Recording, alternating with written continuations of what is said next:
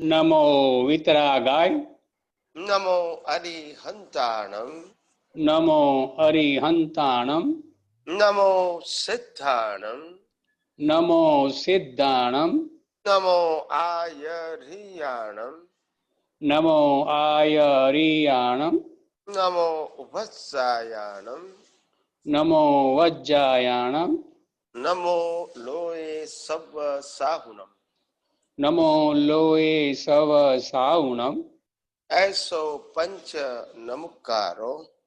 ऐसो पंच नमुक्कारो। सव पावपणासनो। सव पावपणासनो। मंगलानंच सव्वेसिं। मंगलाणं च सव्वेसि। परमं हवै मंगलम्। परमं हवै मंगलम्। ओम नमो भगवते वासुदेवाय। ओम नमो भगवते वासुदेवाय। ओम नमः शिवाय। ओम नमः शिवाय। जय सच्चिदानंद। जय सच्चिदानंद।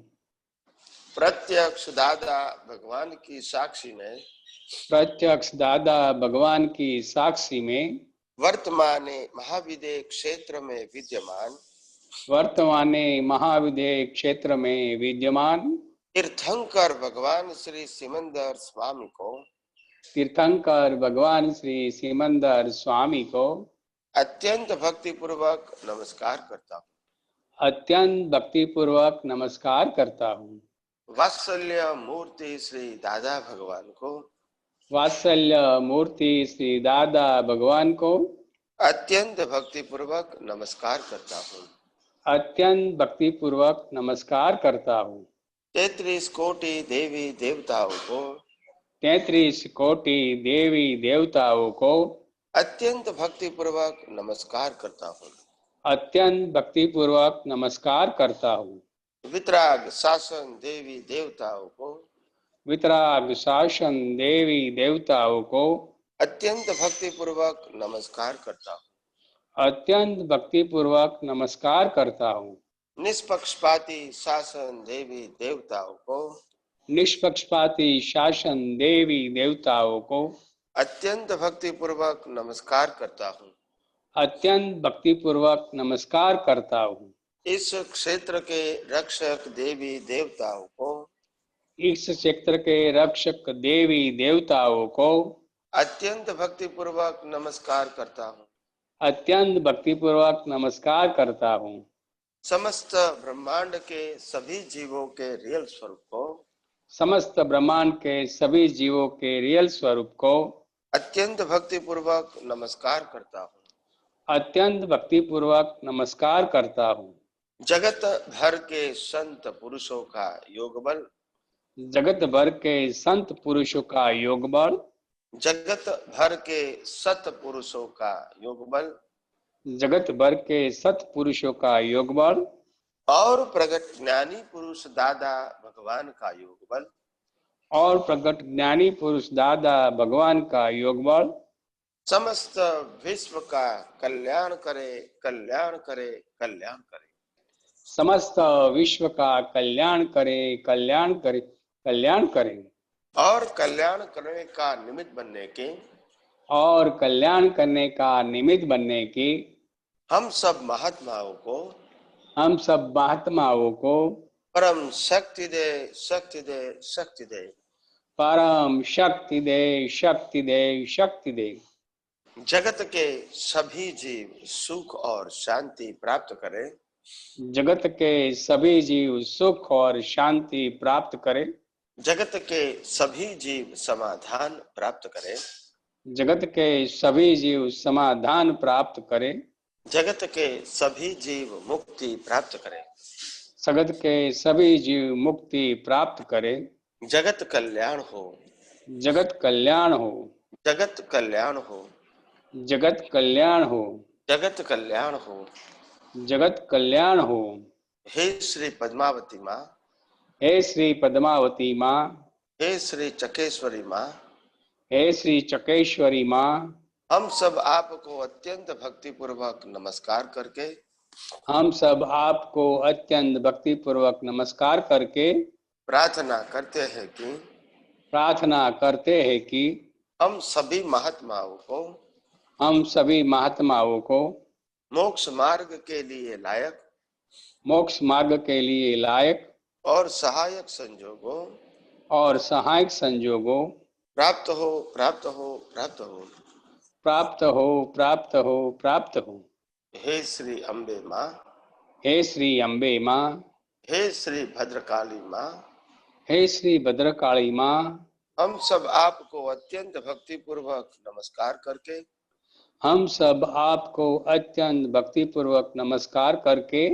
प्रार्थना करते हैं कि प्राप्त मन वचन काया से इस ब्रह्मांड के कोई भी जीव को किंचित मात्र भी दुख न हो ऐसी स्याद्वाद वाणी स्याद्वाद वर्तन और स्याद्वाद मनन करने की परम शक्ति दो। जय सच्चिदानंद। जय सच्चिदानंद। जय सच्चिदानंद। सभी महात्माओं को जय सच्चिदानंद। जय सच्चिदानंद। जय सच्चिदानंद। जय सच्चिदानंद। जय सच्चिदानंद। जय सच्चिदानंद। जय सच्चिदानंद।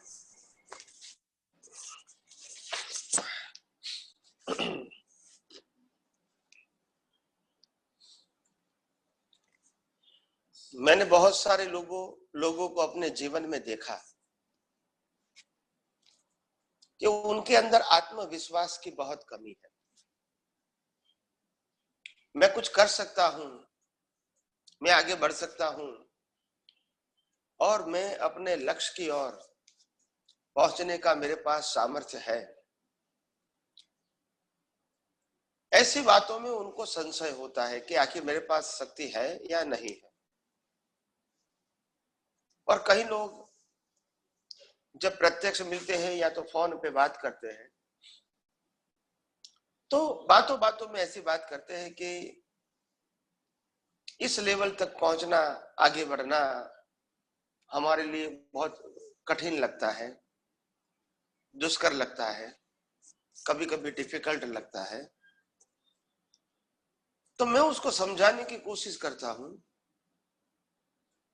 कि आपको ये आगे का रास्ता जो बताया गया है, जो आपको मालूम है, जो आपकी समझ में भी आ गया है, वो पहुंचना आपको दुष्कर क्यों लगता है? तो उनके उत्तर होते हैं ज्यादातर सामाजिक परिस्थिति, जॉब या बिजनेस की परिस्थिति, लिमिटेड सोर्सेस होता है उनके पास, इकोनॉमिकल, ये सब बातें बताते हैं और इसके आधार से वो आध्यात्म के मार्ग में आगे बढ़ने का उनको डिफिकल्ट लगता है। तो मैं उनको समझाने की कोशिश करता हूं कि आप सिंपल बात समझो कि आध्यात्म के मार्ग में आगे बढ़ने के लिए ये जो मन वचन काया और इसके जो संयोग है और उनकी जो एबिलिटी है, उसके आधार से हमको आध्यात्म के मार्ग में आगे नहीं बढ़ना है। हमको आध्यात्म के मार्ग में आगे बढ़ने के लिए हमारी दृष्टि चाहिए, सनातन दृष्टि, शाश्वत दृष्टि, कुदरती कानून के ऊपर आधारित हमारी दृष्टि चाहिए और वो दृष्टि से ही हमको आगे बढ़ना है। मन वचन काया को सहायता से हमको आगे नहीं बढ़ना है, उनके संजोगों से आगे नहीं बढ़ना है। उनकी क्षमता है या नहीं है, उसको लेकर हमको आगे नहीं बढ़ना है। हम अपनी आत्मिक शक्ति और अपना आत्मविश्वास, सेल्फ कॉन्फिडेंस और अपना ध्येय और लक्ष्य जान के उसी मार्ग पे हम दृष्टि से आगे बढ़ना चाहता है। हो सकता है प्रॉब्लम आएंगे, दिक्कतें आएंगी, अवरोध आएंगे, मैं मना नहीं करता हूं, मगर उसका मतलब ये तो नहीं है कि हम पहुंच नहीं सकते हैं। क्योंकि मुक्ति के मार्ग में आगे बढ़ने के लिए मन वचन काया कैसा भी हो, वो हमारे पुरुषार्थ में अवरोध नहीं डाल सकते हैं। राम को भी वनवास हुआ था, क्या उसका मुक्ति का मार्ग बंद हो गया? पांडवों को भी वनवास हुआ था, क्या मुक्ति का मार्ग बंद हो गया? महावीर को भी संघर्ष आया था, क्या मुक्ति का मार्ग बंद हो गया? और जितने भी महान पुरुष अपने जीवन में, जैसे भगवान बुद्ध ले लो, ऐसे बहुत सारे महान पुरुष हैं जिनको अपने जीवन में संघर्ष तो बहुत आया, बाह्य संघर्ष, मगर आध्यात्म के मार्ग में उनकी प्रगति चालू रही, क्योंकि वो आंतरिक बाबत है, ये मन वचन काया के साथ जुड़ी हुई बात नहीं है। तो आध्यात्म के मार्ग में आगे बढ़ने के लिए बाह्य संजोग अवरोध बनते हैं, पहले उसी मान्यता से हमको ऊपर उठना है, क्योंकि आध्यात्म विज्ञान का जो मार्ग है वो दृष्टि का मार्ग है, वो दृष्टि के अंदर रहा हुआ ज्ञान दर्शन का मार्ग है, वो दृष्टि में रहा हुआ चारित्र यानी अनुभव का मार्ग है। उसमें मन वचन काया का क्या रोल है वो सब्जेक्ट ही नहीं है, और मन वचन काया तो कुदरती कानून के मुताबिक चलता रहेगा। एक दिन इसका एंड भी हो जाएगा। क्या हमारा एंड हो जाएगा? नहीं होगा। तो बात अपने मन में से जो डर है, जो डर सता रहा है, जो कमजोर है ऐसा महसूस होता है, हम अनेबल है यानी शक्तिमान नहीं है ऐसा जो लगता है, वो सही नहीं है। और मैं समझता हूं हिंदुस्तान के कोई भी व्यक्ति या अध्यात्म के मार्ग में जानकर, समझकर, सोचकर, पुरुषार्थ करके, अनुभव करके आगे बढ़ना सभी के लिए संभव है। इसमें मन वचन काया की अवस्थाएं बाधा नहीं डाल सकती है, और मन वचन काया टोटली सेपरेट है, उनका रोल सेपरेट है, उनका संचालन सेपरेट है, उनकी भुगतान सेपरेट है।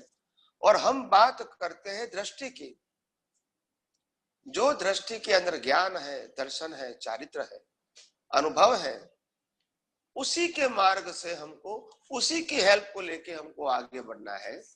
हो सकता है कि मन वचन काया के संजोग अच्छे है या नहीं भी हो सकते हैं। तो अपने आप को पहले कमजोर समझने की गलती मत करो। सभी सामर्थ्य, कई लोग बोलते हैं कि मैं ज्ञान के मुताबिक मैंने जाना है कि मैं अनंत शक्ति वाला हूं, मैं अनंत सुख वाला हूं, मैं अनंत ज्ञान वाला हूं, मैं अनंत दर्शन वाला हूं, मैं हूं, वो मेरे को मालूम है। और आत्मा के पास लिमिटेड शक्ति है, विनाशी शक्ति है, प्रकृति के पास लिमिटेड शक्ति है, विनाशी शक्ति है, प्रकृति टेम्पररी भी है, मैं मानता हूं। और प्रकृति के कंट्रोलर हम नहीं है, वो भी मैं मानता हूं। एक तरफ प्रकृति है, एक तरफ आत्मा है, इसके दोनों के बीच हम है निश्चय करने वाला, जिसको कहते हैं लाइव ईगो या प्रतिष्ठित आत्मा। तो वो शरीर की कमजोरी सुन के वो मानता है, समझ के मानता है कि मैं प्रगति नहीं कर सकता, और आत्मा की शक्ति को देख के वो नहीं मानता है कि मैं प्रगति कर सकता हूं। ऐसा क्यों? या तो आप आत्मा को नहीं मानते हैं, आत्मा की शक्ति को नहीं मानते हैं, दोनों में से एक तो है कि नहीं। एक तरफ प्रकृति है पैरेलल, दूसरी तरफ आत्मा भी है। एक तरफ लिमिटेड पावर है, दूसरी तरफ अनलिमिटेड पावर है। एक तरफ विनाशी है, दूसरी तरफ अविनाशी है। एक तरफ प्रकृति का संचालन कुदरत करता है, और आत्मा का संचालक वो स्वभाव से होता है, और हम दोनों के बीच में है लाइव ईगो के रूप में। क्या प्रकृति की शक्ति का इंपॉर्टेंट दे या परमात्मा की शक्ति का इंपॉर्टेंट दे? जो शक्ति अपने आप स्वयं खत्म होने वाली है, ऐसी प्रकृति की शक्तियों को इंपॉर्टेंट देने से क्या फायदा? जो हमारी शाश्वत शक्ति है, जो हमारे साथ रहने वाली है, और carry forward birth to birth up to moksha, तो फिर उनमें भरोसा करें या प्रकृति के अंदर भरोसा करें? तो बात तो सोचने की जरूरत है। अपने आप को, अपना सेल्फ कॉन्फिडेंस गंवाने की जरूरत नहीं है और आत्मविश्वास के साथ अपनी आंतरिक शक्तियों को प्रबल करके उन्हीं शक्तियों की सहायता से हम आध्यात्म के मार्ग में, मुक्ति के मार्ग में, स्व अनुभूति के मार्ग में हम आगे बढ़ सकते हैं। और इसीलिए उसमें कोई संशय करने की जरूरत नहीं है कि भी संजोग ऐसा आएगा, ऐसा आएगा, आएगा तो आएगा, वो प्रकृति की बात है। वो प्रकृति तो उनके लिए ही कुदरत ने बनाई गई है, हमको डरने की क्या जरूरत है? और एक दिन प्रकृति का एंड भी हो जाएगा, हमारा एंड तो नहीं होने वाला है। तो कहने का मतलब बात समझने की जरूरत है। तो मेरे पास ऐसे ऐसे व्यक्ति आते हैं, बातें करते रहते हैं, तो मेरा काम तो यह है कि उनको जगाना है, आत्मविश्वास प्राप्त करवाना है, उनका सेल्फ कॉन्फिडेंस क्रिएट करना है और उनको लाचार नहीं समझने की जरूरत है। मैं ये कहता हूं, आप लाचार नहीं है, आप समर्थ हैं और आपका सामर्थ्य जो है उसको ओपन करने की जरूरत है। आप ये मत सोचो कि प्रकृति के रूप से मैं क्या हूं क्या नहीं हूं। आप ये समझो कि मैं आत्मा के रूप से क्या हूं, मेरी आत्मा की शक्ति क्या है। मैं ही चेतन हूं, मैं ही अविनाशी हूं और सर्व प्रकार की अनंत शक्तियों का मैं ही मालिक हूं। तो आखिर उनको लेके हम आगे क्यों नहीं बढ़े? तो आइए हम सब यही आध्यात्म विज्ञान को और गौर से जानने की, समझने की कोशिश करें और अपने प्रश्नों के समाधान पाए और सभी महात्मा, सभी आध्यात्म विज्ञानी खूब खूब आगे बढ़े, प्रगति करें। यही मेरी सबको शुभकामनाएं हैं। जय सच्चिदानंद। हाँ स्वामी जी, चंद्र कुमार बोल रहा हूँ छत्तीसगढ़ से। हाँ, बोलिए बोलिए। जय सच्चिदानंद। स्वामी जी, मैं आज सत्संग सुन रहा था, उसमें एक जगह ऐसा प्रसंग आया है कि आत्मा के अलावा सभी कुछ कुदरती रचना है, ऐसा करके बताया है। तो और कुदरती रचना को कुदरती रचना के तरह नहीं जानना, वो एक तरह से हमारी अज्ञानता है। ओके। तो स्वामी जी, जैसे कि ये प्रतिष्ठित आत्मा भी कुदरती रचना में आता है कि वो नहीं आता है, ये मैं थोड़ा प्रश्न मेरा यही है। प्रकृति ही कुदरती रचना में आती है। प्रतिष्ठित आत्मा प्रकृति से बिल्कुल भिन्न है और इसीलिए उनके पास ही पुरुषार्थ करने की स्वतंत्रता है। तो ये जो चार्ज प्रतिष्ठित आत्मा है वो कुदरती रचना के अंदर में नहीं आता है, इसका मतलब? बिल्कुल। इस तभी तो अगर उनके पास फ्रीडम नहीं होती है तो कर्म चार्ज कैसे करेंगे? जी जी। और कुदरती रचना मतलब उसके पास में कोई स्वतंत्रता नहीं होती। और अज्ञान मिटाएंगे भी कैसे अगर फ्रीडम नहीं होगी तो? जी जी जी। तो बात तो समझनी पड़ेगी ना। प्रकृति, मन, वचन, काया की अवस्था मात्र कुदरती रचना है, उसमें कोई शंका करने की जरूरत नहीं है। मगर प्रतिष्ठित आत्मा स्वतंत्र नहीं होता है तो कर्म चार्ज कैसे करेंगे? जी, पुरुषार्थ शब्द आता है मतलब वो स्वतंत्र है। अपना डेवलपमेंट कैसे बढ़ाएंगे? अपने अज्ञान को कैसे मिटाएंगे? अनुभूति कैसे प्राप्त करेंगे? अगर परिणाम स्वरूप है तो कैसे करेंगे? जी जी। तो मतलब उसको छोड़ करके बाकी सभी कुदरती रचना है? नहीं, ओनली आत्मा और मन, वचन, काया की अवस्था जन्म से मौत तक कुदरती रचना के हाथ में है। न प्रतिष्ठित आत्मा है, न आत्मा है, वो कुदरती कानून के कंट्रोल में नहीं है। नहीं। हाँ स्वामी जी, क्लियर हुआ। अभी मैं वही उसमें स्पष्ट नहीं हो पाया था कि ये कुदरती रचना के अंदर में तो नहीं आता है, इतना तो मुझे समझ में आ रहा था, लेकिन आपसे क्लियरेंस चाहते था, मतलब स्पष्टीकरण चाहता था मैं। Okay okay okay okay. जय सच्चिदानंद। जय सच्चिदानंद।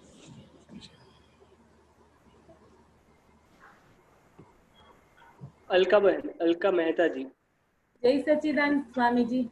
जय सच्चिदानंद। जय सच्चिदानंद स्वामीजी, મારો પ્રશ્ન છે कि જ્યારે આપણને जब हमें असहनीय पेन होता है शरीर में तब हम उपयोग में ये बोलते हैं मन वचन काया वे बाधा पीड़ा स्वभाव वाले हैं, मैं उनसे भिन्न ऐसा निर्वेदक शुद्ध आत्मा हूँ। पर स्वामी जी इसमें किसका रोल अहम होता है? दृष्टि को छोड़ के दृष्टि में कौन सा रोल अहम होता है उसमें? इसमें ये रोल होता है कि जो भुगतान करता है सुख या दुख की, जी इसको अनुभूति नहीं होती है, जी जी मगर अनुभूति करने वाला वो डिस्चार्ज प्रतिष्ठित आत्मा है। अच्छा, क्योंकि उन्होंने ही पिछले अवतार में चार्ज किया था। तो फिर ये जो डिस्चार्ज वाला भाग है उसमें चित्त उसका टर्न करता है, पॉइंट अपना चित्त वहां से ध्यान हटाकर आत्मा में उपयोग में रहता है चित्त।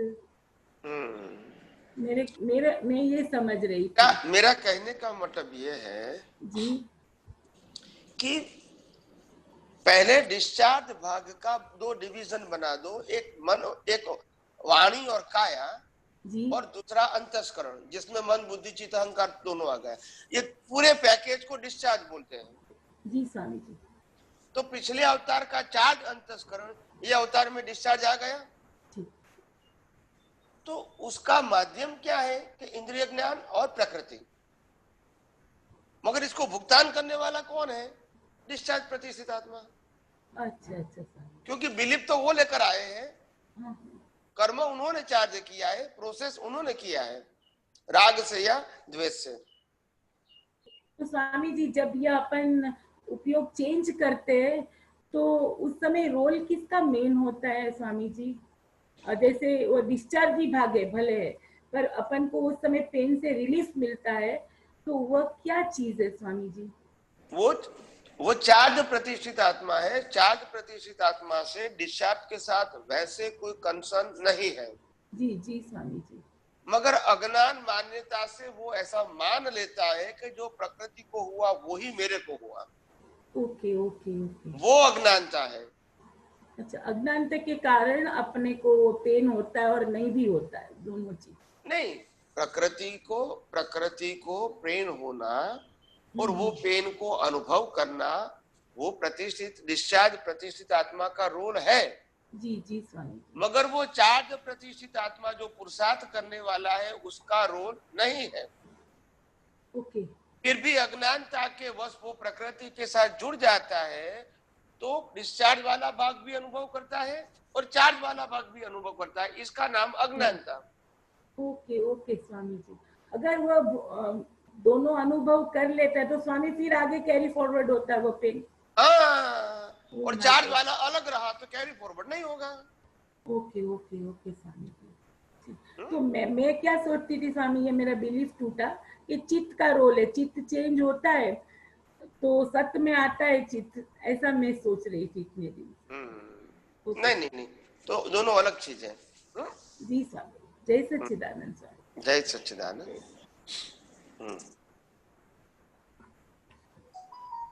कौन है सुरेश भाई?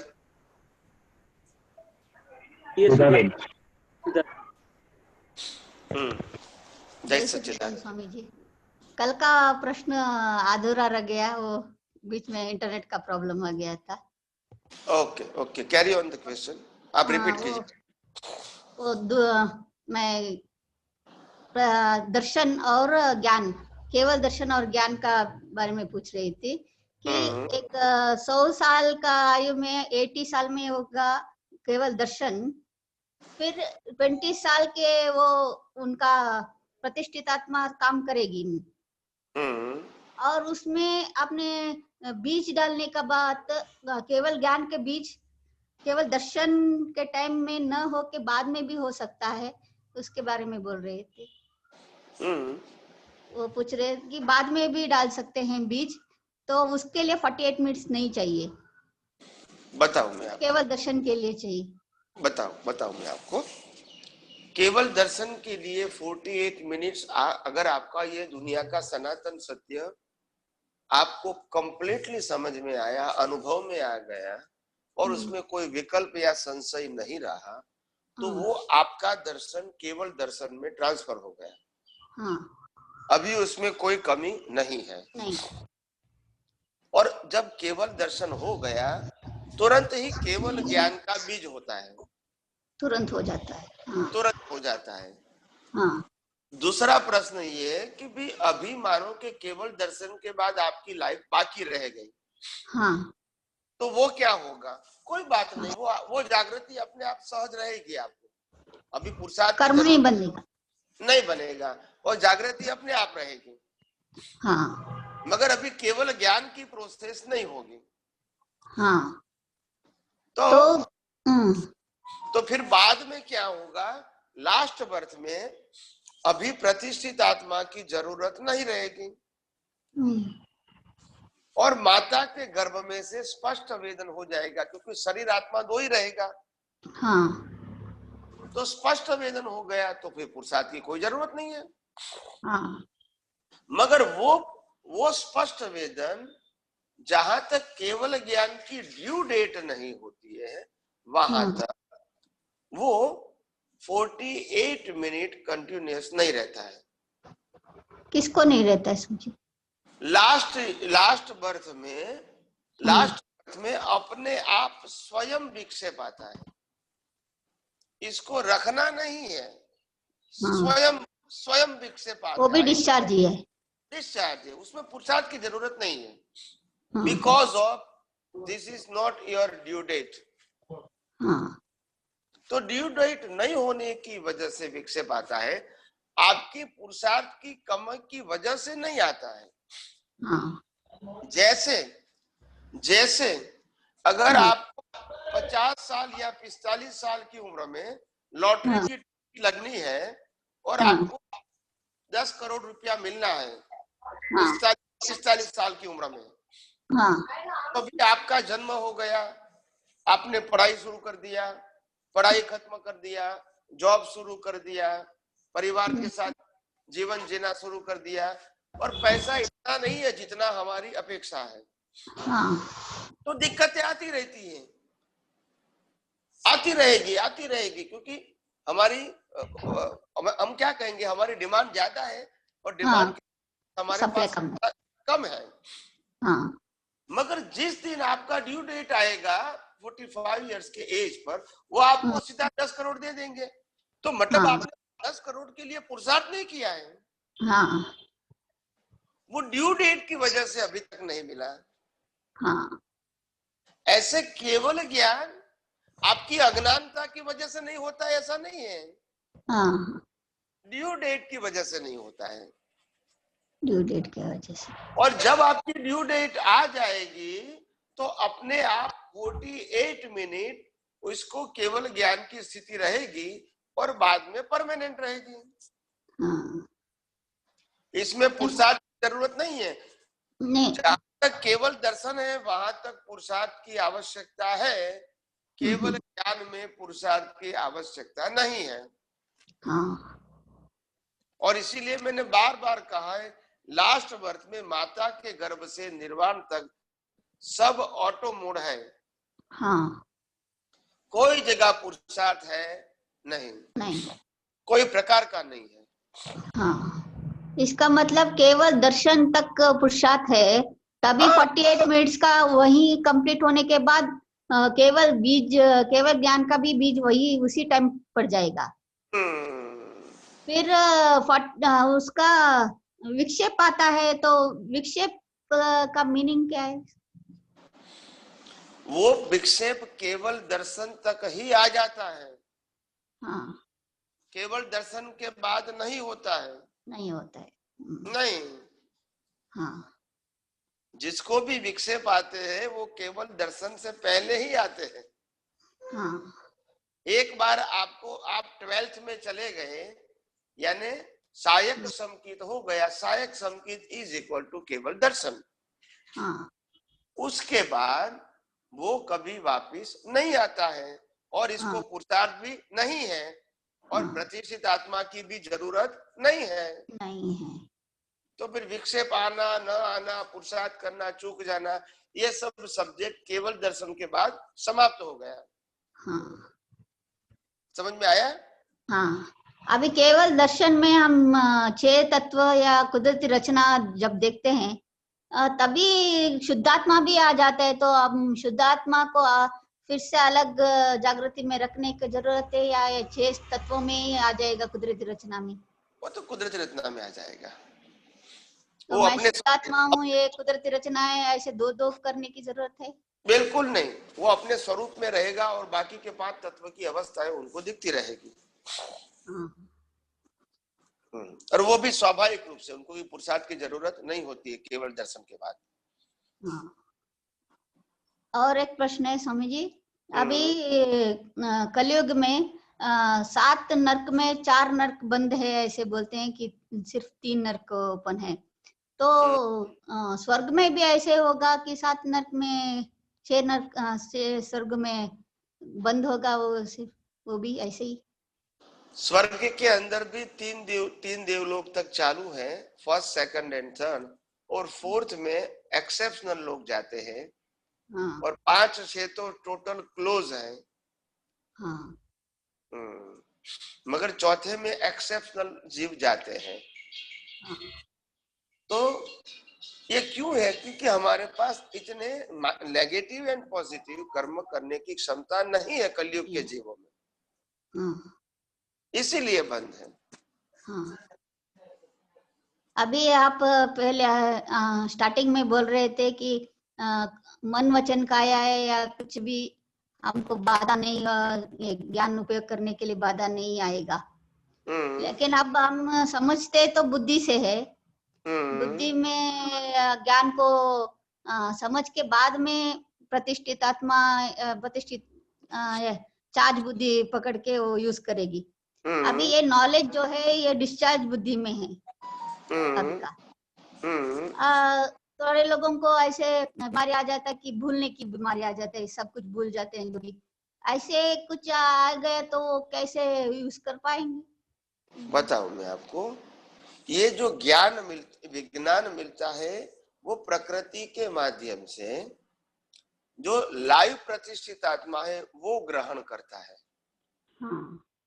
प्रकृति के माध्यम से रिसीव वो करता है। क्यों रिसीव करता है? क्योंकि पुरुषार्थ उनको करना है, डिस्चार्ज वाले को तो करना नहीं है। आप समझे? तो मैंने कहा था कि पुरुषार्थ के लिए 3 चीजें आवश्यक हैं, पिछले अवतार का डेवलपमेंट, वर्तमान संजोग और वर्तमान ज्ञान। वो संजोग भी जरूरत पड़ेगी। बिना जैसे आप सत्संग का भी तो संजोग है और कुसंग का भी तो संजोग है, उपयोग करने के लिए भी संजोग की जरूरत पड़ेगी। ऑफ कोर्स, विदाउट संजोग पुरुषार्थ कैसे करोगे? अगर कोई व्यक्ति को सत्संग का माहौल मिलता है तो उनके भाव भी उस प्रकार के हो जाते हैं। अगर किसी को कुसंग का संजोग मिलता है तो भाव भी उसी प्रकार के हो जाते हैं। तो हमारी इतनी मैच्योरिटी नहीं हुई है कि बाहर की कोई भी संजोग हमारे पुरुषार्थ के बीच में नहीं आएंगे। ऐसी मैच्योरिटी या परिपक्वता हमारी नहीं हुई है। अगर ऐसी हो गई है तो फिर बाहर के संजोग आपको डिफिकल्ट प्रॉब्लम में नहीं डाल सकते, या तो अवरोध नहीं डाल सकते। मगर अभी हमारी कैपेसिटी इतनी नहीं है। कभी महात्मा आप भी सुनेंगे, आप भी मानते और जानते होंगे, और बहुत सारा महात्मा मानते हैं कि स्वामी जी कभी कभी 2 महीना 3 महीना हमको प्रत्यक्ष सत्संग नहीं मिलता है तो थोड़ा हमारी जागृति एकदम माइल्ड हो जाती है, और संसार की विनाशी अवस्था हमारे पर हावी हो जाती है। तो क्योंकि वो संजोग की असर हुई ना। यानी हमारे ज्ञान की जो अनुभव ज्ञान की जो स्ट्रेंथ है वो इतनी पावरफुल नहीं है कि मन वचन काया के कोई भी संजोग हमको नहीं खींच सके, इतनी पावरफुल नहीं है। हालांकि ये हमारी कमजोरी है, मगर हम पावरफुल बना सकते हैं। इंटरेस्ट के कारण बना सकते हैं। ओके ओके, जय सच्चिदानंद। नैनमल जी मदुरई से। जय सच्चिदानंद स्वामी जी। जय सच्चिदानंद स्वामी जी। अभी ये जो केवल दर्शन का प्रश्न चल रहा था कि ये केवल दर्शन बोले तो 12वां गुण स्थान में साइक समृद्ध हो गया, बराबर है। इसमें ये लास्ट बर्थ में केवल दर्शन का बीज बढ़ जाता है। जब लास्ट एक बर्थ पहले केवल ज्ञान बस पहले 2-3 अवतार पहले बन जाता है। 2-3 अवतार पहले। और जब माँ के गर्भ में वापस वो जीव आता है लास्ट बर्थ में, तो उस समय उसके साथ में 3 या 4 ज्ञान होते हैं, वो खुले रहते हैं, स्वसंवेदन शक्ति। और उसमें ये ज्ञानावरणीय, दर्शनीय और मोहनीय कर्म, 3 कर्म तो खत्म हो घाती कर्म खत्म हो जाते हुए। तो ये ड्यू डेट केवल ज्ञान की जो लेट पड़ती है, इसका क्या कारण? ये अंतराय कर्म के हिसाब से लेट पड़ती है या और कोई कारण है? नहीं, अंतराय कर्म ही तो है। अंतराय कर्म जितना आपने उसके पहले जो आपने पुरुषार्थ में जो कमी दिखाई थी, वो पुरुषार्थ के अंदर जब अंतिम पुरुषार्थ आपका जितना लेट आता है, तो केवल ज्ञान का उदय कर्म भी इतना लेट आता है। उसी तो तीन कर्म तो घाती कर्म समाप्त हो जाते हैं। वो तो हो जाते हैं। अंतराय कर्म के हिसाब से ये ड्यू डेट उसके प्रमाण से लेट देर से पड़ती है। जब केवल दर्शन हो जाता है, तब भी 3 घाती कर्म खत्म हो जाने के बाद ही इसको केवल दर्शन बोलते हैं।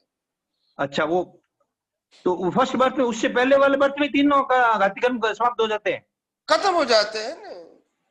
तभी तो स्पष्ट वेदन अपने आप होता है।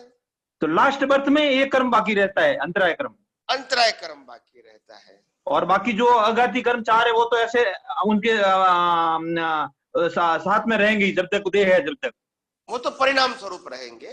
परिणाम स्वरूप है, वो अपने केवल ज्ञान को घात नहीं करते हैं। बिल्कुल कोई इफेक्ट नहीं करता है।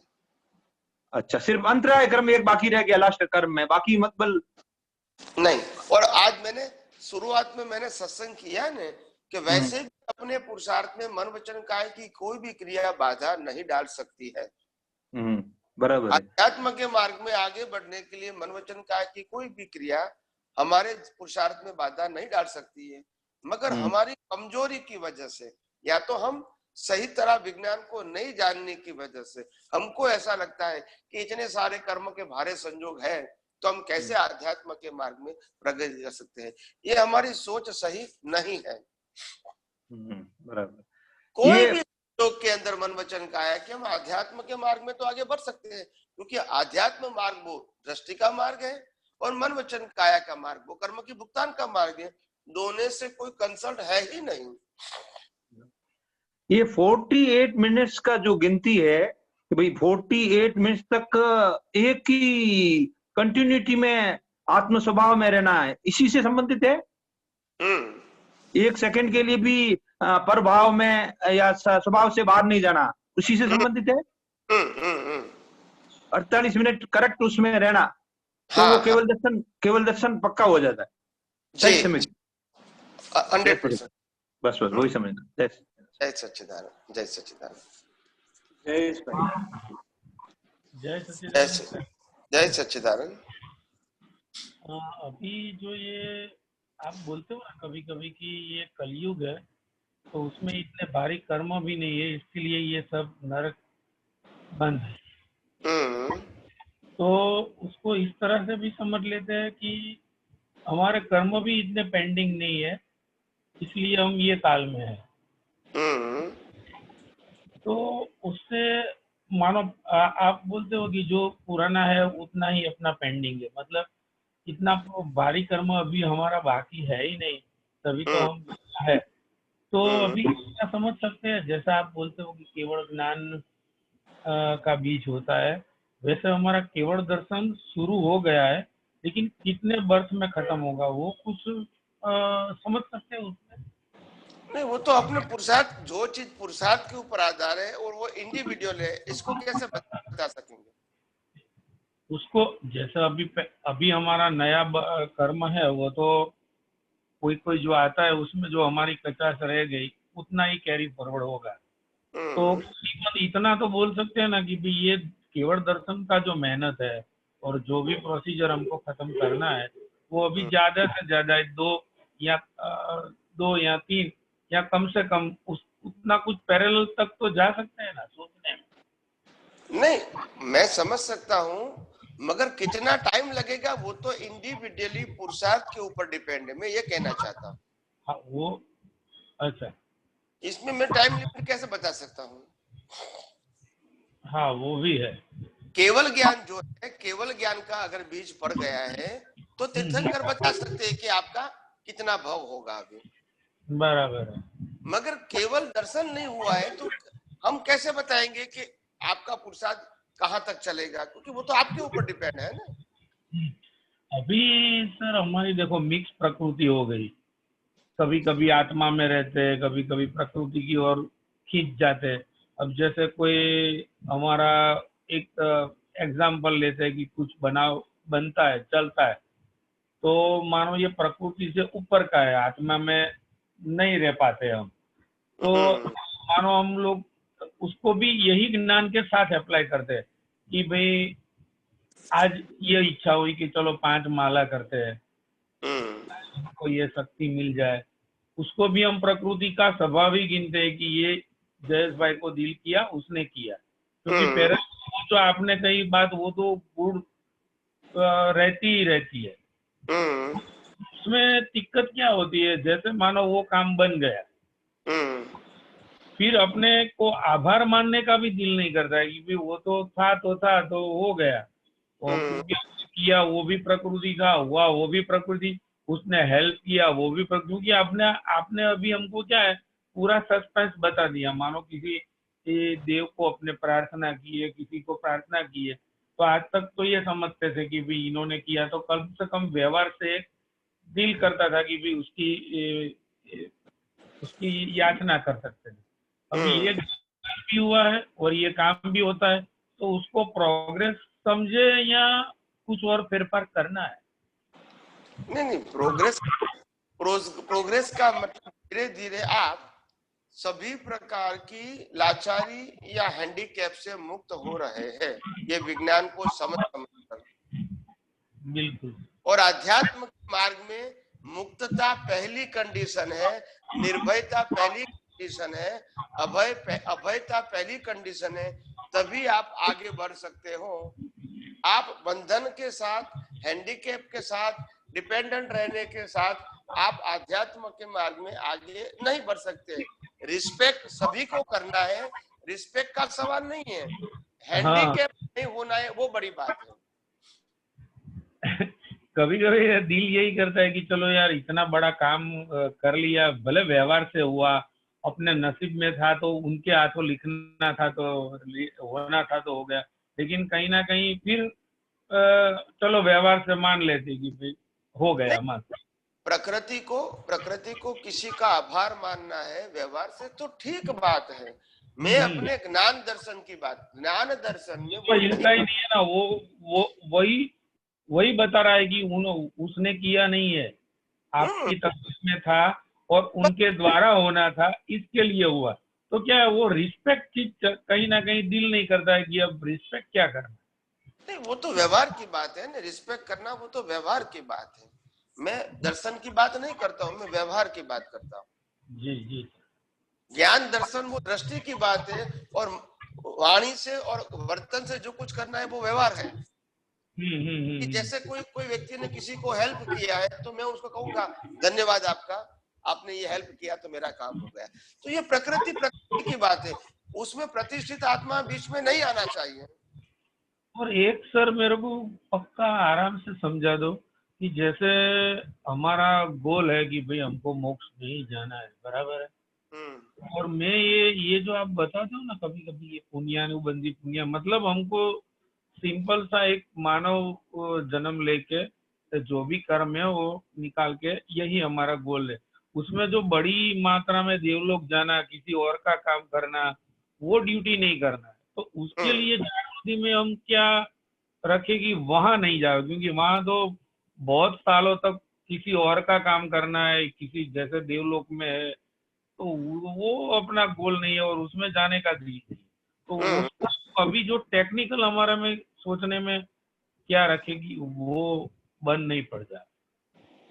नहीं, अगर आपकी भावना देखो बंद नहीं पड़ना वो तो बराबर बात है, मगर जैसे आप लोगों के कल्याण की भावना करेंगे या लोगों को निर्दोष देखेंगे, लोगों को अकर्ता देखेंगे, मालिक के भाव से मुक्त रहेंगे, तो आपको मोक्ष मार्ग के लिए लायक और सहायक क्रेडिट आपको मिलने वाली है। जो लोग इस संसार में पजेसिव हैं उसी को राग द्वेष होते हैं। जो पजेशन से मुक्त हो जाता है, कर्ता भाव से मुक्त हो जाता है और किसी को कर्ता भाव और मालिक के भाव से देखते भी नहीं है और इसीलिए उसको गुनहगार भी नहीं देखते हैं, तो उनको अपने आप कुदरत उनको क्रेडिट देती है कि ये दृष्टि की आपको क्रेडिट है, आपने कुछ किया नहीं है, मगर ये दृष्टि आपको मोक्ष मार्ग के लिए लायक और सहायक संयोग प्राप्त करवाएगी। जी सर। जय सच्चिदानंद, जय सच्चिदानंद। जय सच्चिदानंद स्वामी जी। जय सच्चिदानंद।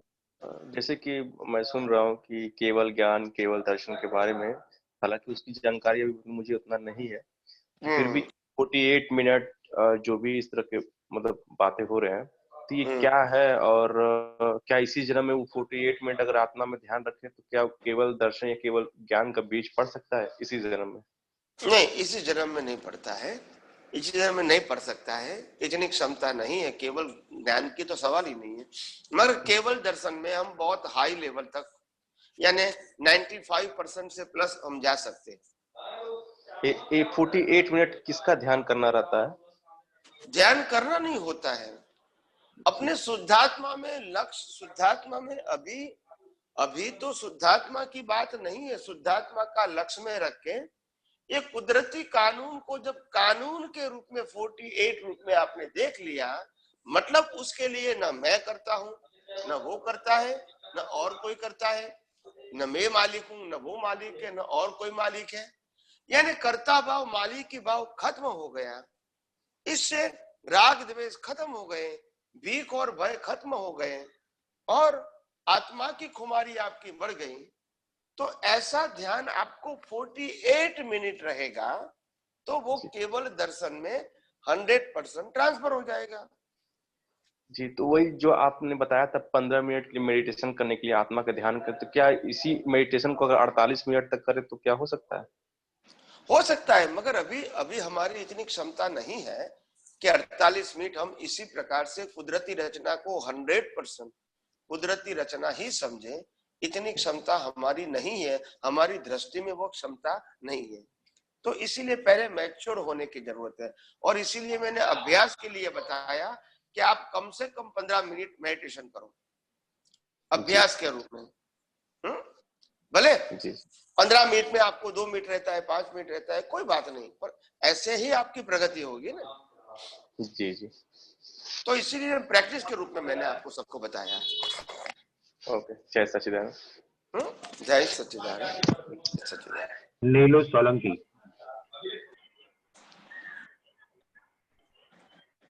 नीलूबेन છે?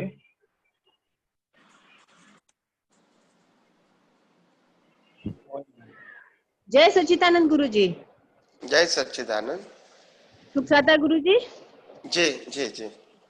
गुरुजी मेरे 2 क्वेश्चन है, एक मेरा है और एक मेरे हस्बैंड का है। मेरे को सम्यक ज्ञान या सम्यक दर्शन हो गया, इसकी कैलकुलेशन कैसे करूँ गुरुजी? मैं मेरे अंदर ये इतना थोड़ा भी ज्ञान है, उसका कैलकुलेशन मैं कैसे करूँ गुरुजी? ये मेरा वाला है। नहीं, उसमें कैलकुलेशन करने की अभी जरूरत नहीं है, नापने की जरूरत नहीं है, सिर्फ आगे बढ़ने की जरूरत है। लेकिन मुझे है कि नहीं है ये भी पता नहीं है ना गुरुजी, सम्यक ज्ञान सम्यक दर्शन है कि नहीं है गुरुजी मेरे अंदर। जब आपको ये बात समझ में आ गई कि मैं आत्मा ही हूँ, तो मतलब सम्यक ज्ञान हो गया। हाँ जी, ये तो पता चल गया मेरे को। जब आपको मालूम हो गया कि ये मन वचन काया दुनिया के कोई भी व्यक्ति के मन वचन काया मेरे सहित कुदरती रचना है, ये समझ में आ गया तो सम्यक दर्शन हो गया। हाँ गुरुजी। अभी सम्यक दर्शन से केवल दर्शन तक जाना है और सम्यक ज्ञान से केवल ज्ञान तक जाना है। अच्छा, तो हो गया नहीं वो प्रश्न नहीं है, अभी कितना आगे जा सकते वो प्रश्न है। दर्शन क्या है गुरुजी फिर? ये तो सम्यक ज्ञान हो गया कि मैं आत्मा हूँ।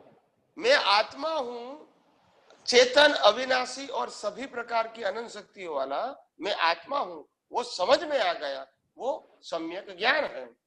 हाँ। और मेरे मन वचन काया और ब्रह्मांड के कोई भी व्यक्ति के मन वचन काया कुदरती रचना ही है, वो हाँ। समझ में आ गया, वो सम्यक दर्शन है। अच्छा, वो सम्यक दर्शन, वो समझ में आया, अनुभव हाँ। में नहीं बताया मैंने। हाँ हाँ गुरुजी, समझ में आया। तो समझ में आया है कि नहीं आया है अभी तक? नहीं आया गुरुजी, आया है, आया है, बस वो तो आया है। सम्यक ज्ञान दर्शन हो गया है। आपसे जुड़ने के बाद तो आ गया गुरुजी ये। हाँ, कभी हम लुढ़क जाते हैं लेकिन आ गया है, आया जरूर है गुरुजी ये तो। जागृति में रहे न रहे वो एक अलग बात है, मगर समझ हाँ में हाँ है ना, मेरा कहने नहीं, का समझ में आ गया। वही जागृति में कभी कभी भटक जाते हैं, लेकिन आ तो जरूर गया है गुरुजी। बस बस बस। अच्छा गुरुजी, ये पूछ रहे हैं मेरे हस्बैंड की, माला गिनते हैं ना गुरुजी, तब क्या आत्मा का अनुभव हो सकता है माला गिनते गिनते? आत्मा का, माला और आत्मा से क्या मतलब है? माला खुद जड़ है और गिनती करने वाला भी जड़ है और आत्मा चेतन है। अच्छा, आत्मा का अनुभव ही नहीं, तो इसमें आत्मा का अनुभव नहीं हो सकता ना गुरुजी? कोई मतलब ही, उसका कोई कंसर्न ही नहीं है। अच्छा, आप कोई मशीन को दे दो कि वो माला फिराती रहेगी, वो बोलती रहेंगी नमो हरियंतानम नमो हरियंतानम, तो क्या केवल ज्ञान हो जाएगा मशीन को? तो ये मन वचन क्या ही तो मशीन है। माला भी मशीन है, माला भी जड़ है, और माला गिनने वाला भी जड़ है, उनको भी जला दिया जाएगा। यस के नो? या गुरुजी पक्का। और आत्मा तो माला गिनती नहीं है और जरूरत भी नहीं है उनको। हाँ, माला गिनने से मन में शांति होती है। क्या होती है? शांति होती है, और वो डिस्चार्ज भाव भी होता है ना गुरुजी, डिस्चार्ज का भी ले सकते हैं। नहीं, डिस्चार्ज भाग ही है, मगर डिस्चार्ज भाग के अंदर भी हम माला गिनते हैं तो उस समय मन को शांति महसूस होती है, वो हम स्वीकार करते हैं, मगर वो मन वचन काया की बात है, आत्मा की बात नहीं है। परमात्मा की अनुभव होती है इसमें। सही है गुरुजी। क्या? परमात्मा। जय सच्चिदानंद गुरुजी। ओके ओके, जय सच्चिदानंद, जय सच्चिदानंद। शीतल जैन।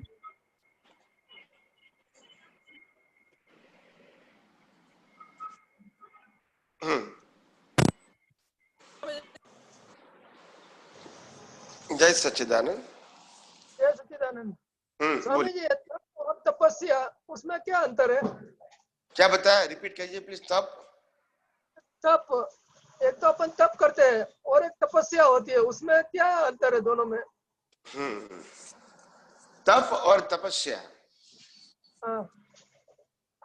तप होता है वो छोटी छोटी अवस्था में भी होता है। अपमान सहन करना, किसी की गाली सहन करना, दुख को सहन करना, विपरीत परिस्थितियों को स्वीकार करना, ये छोटा तप होता है। तपस्या का मतलब होता है कोई धार्मिक, जो धार्मिक होता है ना, धार्मिक अवलंबन को तपस्या बोलते हैं। मतलब जो उपवास वगैरह करते हैं उनको सब तपस्या बोलते हैं। उपवास करते हैं, घर परिवार का त्याग करते हैं, वो तपस्या में जाता है। मगर किसी के अपमान को स्वीकार कर लेते हैं, वो तप होता है। अच्छा अच्छा। दुख को स्वीकार करना, विपरीत परिस्थितियों को स्वीकार करना, वो तप है। तपस्या वो धार्मिक शब्द है, तप तो कॉमन है।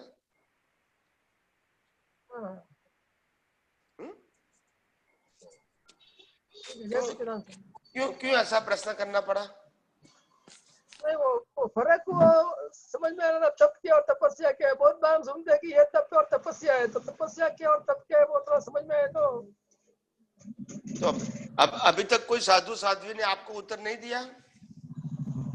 मैंने अभी किसी को पूछा भी नहीं स्वामी जी, आपको ही पूछा हो? नहीं, मैं नहीं, मगर क्यों नहीं पूछा? नहीं, ये अभी आपके सुनने के बाद ही ये कुछ प्रश्न है जो हमारे दिमाग में आते हैं कि फिर इसमें और इसमें क्या फर्क है। ओके ओके, इसकी ओर कभी ध्यान ही नहीं गया हमारा। ओके ओके ओके ओके, कोई बात नहीं। जय सच्चिदानंद, जय सच्चिदानंद। यस, और कौन महात्मा है? हेलो, जय सच्चिदानंद स्वामी जी। नारायण भाई। हाँ स्वामी जी, जय सच्चिदानंद। हाँ, जय सच्चिदानंद। Yes please. स्वामी जी, अज्ञान के बारे में समझना था जस्ट थोड़ा, कि जो अपने पास जो अज्ञान है वो मालिकीपना, कर्तापना और अस्तित्व का भान न होने के कारण है। जो भी अज्ञान है वो हमको अज्ञान दो प्रकार का है। सबसे मूलभूत अज्ञान है मैं खुद को नहीं जानता हूं, वो मूलभूत अज्ञान है।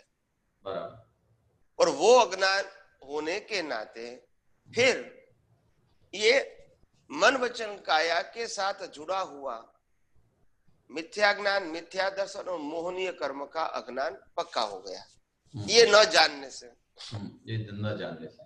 हाँ, तो जब मैं आत्मा को नहीं मानता हूं, शरीर को मानता हूं, तो इसलिए मिथ्या ज्ञान भी हो गया। फिर शरीर को, सुख को मैं सुख मानूंगा, तो उसके लिए प्रयास करता हूं, वो मिथ्या दर्शन है। और संसार में सुख है ऐसा मानना, वो मिथ्या मोह है। मिथ्या मोह है, बराबर। तो ये तीनों प्रकार के अज्ञान एक मूल अज्ञान से खड़ा हो गया, बराबर। और ये दो प्रकार के अज्ञान को नाश करना, इसको कहते आध्यात्म विज्ञान का पुरुषार्थ, बराबर। तो पहला तो आपको ये समझना है कि आखिर मैं कौन हूं। तो आपको ज्ञानी पुरुष समझा देते हैं कि भाई तुम शरीर नहीं हो, आत्मा हो, और आत्मा कैसे हो वो आपको साइंटिफिकली एक्सप्लेन देते हैं, बराबर। और उसके बाद आपको समझ में आता है कि मैं ही चेतन हूं, मैं ही अविनाशी हूं, और मैं ही सभी प्रकार की अनंत शक्तियों वाला हूं, और मेरे हिसाब से ही पुनर्जन्म है। अगर मैं नहीं होता तो पुनर्जन्म नहीं होता। मैं हूं तभी कर्मों का सर्जन और विसर्जन है। अगर आत्मा नहीं है तो कर्मों का सर्जन विसर्जन भी नहीं होता है। अगर आत्मा है तभी शाश्वत सुख होता है। प्रकृति तो टेम्पररी होती है, तो उसमें शाश्वत सुख नहीं होता है। जब जन्म मरण को बंधन कहे तभी तो मोक्ष होगा। बराबर। अगर कोई भी जन्म मरण की अवस्था को मोक्ष कहेंगे तो फिर मोक्ष की जरूरत नहीं है, मगर वो तो बंधन है। बराबर। तो बंधन से छूटना, उसका नाम है मोक्ष। बराबर। तो ये बात आपको आत्मा के बारे में समझ में आ गई। बराबर। यानी एक प्रॉब्लम, एक अज्ञान आपका अभी निकल गया, सब दृष्टि में से, समझ में से निकल गया। बराबर। अभी दूसरा अज्ञान है कि ये मन वचन काया मैं हूं, वो निकल गया कि मैं आत्मा हूं, तो मन वचन काया तो रहेगा मतलब। तो फिर मन वचन काया को चलाता कौन है? मैं चलाता हूं। भाई मन वचन काया की जो भुगतान होती है वो कौन करता है? तो बोला मैं करता हूं। ये जो दुनिया की जो सत्ता, संपत्ति, संबंध और साधन है, उसका मालिक कौन है? तो क्या मैं हूं। तो फिर अभी उसको भी तो निकालना पड़ेगा ना। बराबर। आत्मा का तो क्लियर हो गया, आत्मा का क्लियर हो गया, मगर शरीर के साथ भी, क्योंकि शरीर भी हमारे साथ है कि नहीं? है, बिल्कुल है। तो उसका भी तो अज्ञान निकालना पड़ेगा ना। निकालना पड़ेगा। शरीर को नहीं निकालना है, शरीर के साथ जुड़ा हुआ अज्ञान, आत्मा को नहीं लेना, प्राप्त करना है, आत्मा के साथ जुड़ा हुआ अज्ञान को निकालना है। बराबर। ऐसे शरीर को दूर नहीं करना है, शरीर के साथ जुड़ा हुआ अज्ञान को दूर करना है। शरीर तो अपने आप कर्मों के मुताबिक खत्म हो जाएगा। तो अज्ञान क्या है कि मैं शरीर हूं, वो पहले निकल गया कि मैं शुद्ध आत्मा हूं। फिर दूसरा अज्ञान रहेगा कि शरीर को मैं चला रहा हूं। तो उनके लिए सॉल्यूशन चाहिए कि अगर मैं नहीं चलाता हूं तो फिर कौन चलाता है? तब मालूम होगा कि ये शरीर तो कुदरत की देन है, और कुदरत ने कर्मों की भुगतान के लिए साधन के रूप में दिया है, और वही कुदरत ये शरीर को जीवित रखने के लिए हवा, पानी, खुराक भी वो देता है। और 100 साल तक जीवित क्यों रखता है? क्योंकि आपको कर्मों की भुगतान बाकी है। तो भुगतान के संजोग भी कुदरत देते हैं, क्योंकि हमको तो मालूम नहीं है कि हमने कौन सा कर्म किया है। बराबर। तो हर बात में मन वचन काया की उत्पत्ति, मन वचन काया का मेंटेनेंस, और कर्मों की भुगतान, और बाद में उसका अंत, इस पूरी पैकेज की जो प्रक्रिया है, मन वचन काया के पैकेज की प्रक्रिया, वो टोटली कुदरती रचना और कुदरती कानून के ऊपर आधारित है। बराबर।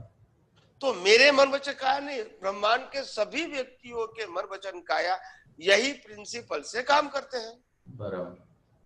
तो ये अगर आपको समझ में आ गया तो फिर मालिक की भाव, कर्ता भाव निकल जाएगा। बराबर। मैं करता हूं, ये करते हैं, या वो करता है, वो भी निकल जाएगा। मेरा है, तेरा है, या उनका है, वो भी निकल जाएगा, क्योंकि सब कुदरत का है। करने वाले भी कुदरत है, प्राप्त करने वाले भी कुदरत है, और ले जाने वाले भी कुदरत है। तो फिर मेरे को मन वचन काया की कोई भी अवस्था के लिए राग द्वेष करने की जरूरत नहीं है। बराबर। क्रोध, मान, माया, लोभ पुरुषार्थ के रूप में करने की जरूरत नहीं है, और प्रकृति के अंदर डीप में जाने की भी जरूरत नहीं है। बराबर। जब मैं उनका संचालक ही नहीं हूं तो कैसे डीप में जाके क्या फायदा? कोई फायदा नहीं।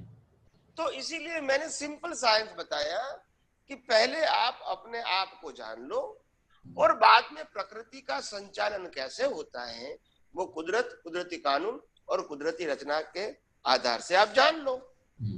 उसके बाद वही दृष्टि में आपको हर अवस्था में रखना है कि मैं शुद्धात्मा हूँ और बाकी मन वचन काया की सभी अवस्था कुदरती रचना है, किसी की भी क्यों ना हो। तो उससे धीरे धीरे आपका जो ज्ञान दर्शन है वो रिलेटिव सत्य रूपी प्रकृति की अवस्थाओं में डाइवर्ट नहीं होगा। बराबर। तो नया अज्ञान तो बढ़ेगा नहीं बढ़ेगा। और जो पुराना अज्ञान है ये विज्ञान के उपयोग से खत्म हो जाएगा, जो मूल रूप से मिथ्या ज्ञान, मिथ्या दर्शन और मोहनीय रूप में कई अवतारों से कैरी फॉरवर्ड हो रहा है। बराबर। तो वो धीरे धीरे धीरे आपके पुरुषार्थ वो कमजोर हो जाएंगे। बराबर। और एक दिन मिथ्या ज्ञान, मिथ्या दर्शन, मोहनीय कर्म रूपी अज्ञान सब खत्म हो गया तो समझ लेना आपको केवल दर्शन हो गया। समझ गए। दूसरा स्वामी जी पूछना था कि जैसे अपन को ये दृष्टि मिलती है, बिलीफ है, उसको राइट बिलीफ बोल सकते हैं, ऐसा है? राइट बिलीफ ही है, राइट बिलीफ ही है, बोल सकते हैं, राइट ही बिलीफ है, करेक्ट राइट बिलीफ है। और वो राइट बिलीफ और स्वाभाविक ज्ञान दर्शन के बीच में क्या अंतर है? मतलब वो दोनों बहुत अंतर है, बहुत अंतर है।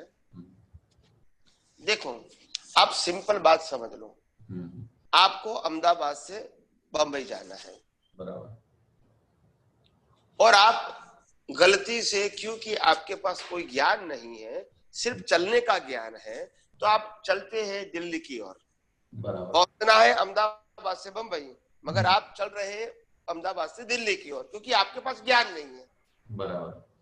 चलते तो है मगर ज्ञान नहीं है। ज्ञान नहीं। तो फिर क्या होगा? अंतर बढ़ेगा या कम होगा? अंतर बढ़ेगा, उसमें बढ़ेगा। आप कहते हैं मैं तो चलता हूँ, तो फिर अंतर कम होना चाहिए, मगर अज्ञान के वश चलते हैं तो आपका अंतर बढ़ेगा। तो ज्ञानी पुरुष क्या कहते हैं? पहले आप जान लो कि कौन सा पाथ मेरे गोल के मुताबिक सही है। बराबर। फिर वो सही ज्ञान जान के सही रास्ते पर जाओगे तो धीरे धीरे आपका अंतर कम होगा। बराबर। मगर आपका रास्ता ही गलत है तो फिर डेस्टिनेशन आने का सवाल ही नहीं है। बराबर, समझ गया। तो यही दृष्टि में परिवर्तन लाना वो इम्पोर्टेंट बात है, मन वचन काया में परिवर्तन लाना वो इम्पोर्टेंट बात नहीं है। दूसरा एक स्वामी जी पूछना था कि जैसे हम एनालिसिस करते हैं तो उसमें वर्तमान संयोग, वर्तमान ज्ञान, डेवलपमेंट और चार्ज, मन, बुद्धि, अहंकार, ये सारा फंक्शन करता है उसमें। उसमें वर्तमान संयोग भी कुदरत देता है और वर्तमान ज्ञान जो है वो भी कुदरत ही देता है कि जो डिस्चार्ज बुद्धि है उसको वर्तमान ज्ञान बोलेंगे ना? नहीं, वर्तमान ज्ञान जो एक्टिव होता है वो लाइव प्रतिष्ठित आत्मा है, और मैकेनिकल ज्ञान है जो अवस्था के साथ जुड़ा है वो डिस्चार्ज के साथ जुड़ा है। एक्टिव चार्ज के साथ है, मैकेनिकल डिस्चार्ज के साथ। जो फंक्शन करेगा वो एक्टिव वाला करेगा। हाँ, तो क्योंकि पुरुषार्थ उनको करना है ना, मैकेनिकल वाला तो परिणाम के साथ जुड़ा हुआ है। बराबर, समझ गया। ओके, जय सच्चिदानंद, जय सच्चिदानंद। सुधा जी जय सच्चिदानंद स्वामी जी। जय सच्चिदानंद। ये 6 तत्व कुदरती रचना हम बोलते हैं, उसमें 6 तत्वों के हिसाब से सही है तत्व, और कॉजल बॉडी जो परमाणु हमने कर्म की बांधी है उसका भी जरूरी है ना, वो नहीं तो कुदरती रचना भी कुछ नहीं कर सकते हैं। तो कॉजल बॉडी या जो हमारे कर्म की संचय है वो भी 6 तत्वों के साथ दिखना जरूरी नहीं है कि कर्मों के हिसाब से ऐसे। कॉजल बॉडी में अभी आपको 6 तत्व खाली सिर्फ समझना है, मगर इफेक्ट बॉडी में आप फिजिकल फॉर्म में होने के नाते आप देख सकते हैं। कॉजल बॉडी में है ऐसा समझना है। हाँ। क्योंकि कॉजल बॉडी के कर्म को हम नहीं देख सकते। मैंने कहा था केवल ज्ञानी के अलावा कोई कर्म को कर्मचार्ज को देख सकते नहीं है। मैंने कहा था ना, तो फिर इसमें देखने का तो सवाल नहीं है, क्योंकि हमारी कैपेसिटी नहीं है। समझ में कर्म समझ में रखना है, समझ में रखना है, मगर देखना है तो डिस्चार्ज भाव में आपको मालूम होगा कि ये जड़ तत्व है, ये गति सहायक तत्व काम कर रहा है, ये स्थिति सहायक तत्व काम कर रहा है, ये टाइम तत्व काम कर रहा है, ये स्पेस तत्व काम कर रहा है, ये आपको दिखेगा। परिणाम में दिखेगा, पुरुषार्थ में नहीं दिखेगा। तो इसीलिए उसमें समझना है, उसमें समझना है, उसमें देख सकते हैं। हाँ, ये समझ के वो कुदरती रचना देखना है। और एक है, हम ऐसे इमेजिनेशन जो करते हैं वो क्या इसी डिस्चार्ज में आ जाता है? नहीं, रिपीट करो, आवाज ठीक नहीं आई। इमेजिनेशन है जो अपना कल्पना किसमें आ जाए, डिस्चार्ज में आता है? इमेजिनेशन फिर क्या आगे आवाज ठीक नहीं आ रही, कटक कटक हो जाती है, तुड़क तुड़क हो जाती है। कल्पना क्या डिस्चार्ज में है कि चार्ज में है? कल्पना अगर प्रकृति करती है तो डिस्चार्ज में ही है ना। संजोगों के अधीन प्रकृति करती है, वो तो डिस्चार्ज है। वो भाव नहीं है इमेजिनेशन। भाव किसको कहेंगे? जो लाइव प्रतिष्ठित आत्मा इस इमेज के साथ जुड़ गया तो चार्ज हो सकता है, मगर अवस्था के आधार से जो भ्रांति खड़ी होती है वो तो डिस्चार्ज में होती है। अवस्था के आधार से खड़ा हुआ ना, इसीलिए है। जय सच्चिदानंद, जय सच्चिदानंद। निर्मल जी। जय सच्चिदानंद। तपस्या को लेकर मेरी समझ में जो है बता रहा हूँ, वो मेरी समझ सही है या उसमें कुछ करेक्शन करना है? जैसे भगवान विष्णु के द्वारा क्या हुई, भगवान महावीर ने तपस्या की, तो ये तपस्या उदय कर्म के अधीन हुई, वही तपस्या हुई। और जो तप है, तप तो आज का पुरुषार्थ हुआ, तप और तपस्या का डिफरेंट है। तपस्या उदय कर्म, वो आज का पुरुषार्थ चलेगा। तप हम देख नहीं सकते हैं, अनुभव कर सकते हैं। तपस्या हम और दूसरे लोग भी देख सकते हैं। इसका मतलब तपस्या तो उदय कर्म के अधीन, उदय कर्म ही हुआ। वही तो, जो दिखता है वो तो उदय कर्म के अधीन ही रहेगा ना। और जो एक्चुअल में तप अंदर अतीत में चल रहा है वो पुरुषार्थ हुआ। वो पुरुषार्थ है, वो पुरुषार्थ है। हाँ, तो जो मेरी समझ में जो है वो बराबर है, इसका मतलब भी सही है। बराबर है, वो पुरुषार्थ है और तपस्या है, उदय कर्म है। उदय कर्म है, वो वही तो बताया कि मन वचन काया से जो कुछ होता है वो उदय कर्म है, और भाव से होता है, अंदर के संयम से होता है, वो हमारा पुरुषार्थ है। ये हो गया, जो दिखता है वो तपस्या है, और जो अंदर में चलता है वो तप है। तप है, जो ज्ञान से चलता है या अज्ञान से चलता है, अज्ञान से चलता है वो भी तप है। अज्ञान में कर्तापन होता है कि मैंने किया, और ज्ञान में सेपरेशन होता है, वो भी तप है, वो ज्ञान तप है। जय सच्चिदानंद, जय सच्चिदानंद, जय सच्चिदानंद। अलका मेहता जी, आपको कुछ प्रश्न करना था? नहीं करना है। ओके। और कोई नहीं है स्वामी जी। एक छोटा सा आप कंक्लूजन, ये गीता चौहान जी पहले उनको पूछ लीजिए। ओके। जय सच्चिदानंद स्वामी जी। जय सच्चिदानंद, जय सच्चिदानंद। स्वामी जी, जो शास्त्रों में चैतन्यता में आत्मा शब्द दिया है और जैन में उसको शुद्धात्मा शब्द दिया है, तो इनमें क्या फर्क करेंगे हम? वो अपने को शब्दों में नहीं जाना है, शब्दों को अलग अलग प्रकार के माध्यम से हर समय के ज्ञानी पुरुष ने अपने विचार के माध्यम से रखा है। कोई कहते हैं आत्मा है, कोई विशिष्ट आत्मा कहते हैं, कोई आत्मा ही कहते हैं, कोई पवित्र आत्मा कहते हैं। दादा भगवान ने ज्यादातर शुद्ध आत्मा शब्द का प्रयोग ज्यादा किया, प्रचलित भी ज्यादा किया। श्रीमद राजचंद्र ने भी शुद्ध आत्मा शब्द का प्रयोग किया है। तो सबका मकसद एक ही, आत्मा को ही प्रोजेक्ट करना है। मगर आत्मा फिर शुद्धात्मा क्यों लगाया? तो बोला, कई लोग कहते हैं कि मेरा आत्मा पापी है, मेरे आत्मा को प्रेरणा से मैं ये काम कर रहा हूँ। तो ये सब लोगों की भ्रांति टूट जाए, और इसीलिए ज्ञानी पुरुष ने आत्मा के अंदर आगे एक शब्द जोड़ दिया कि शुद्ध आत्मा। मतलब मैं अशुद्ध हूं ही नहीं, मैं तो शुद्ध हूँ, शुद्ध था और शुद्ध रहूंगा, मेरे में कोई कमी नहीं है, कोई अशुद्धि नहीं है। तो ये अपने आप में विश्वास जगाने के लिए ज्ञानी पुरुष ने आत्मा के लिए शुद्ध आत्मा शब्द का प्रयोग किया है, ये समझने के लिए। आप समझे ना, उसमें कोई मीनिंग अलग नहीं है, मेरा कहने का मतलब। स्वामी जी, ये जो श्रीमद राजचंद्र थे और जो दादाजी थे, इनमें क्या को रिलेशन था?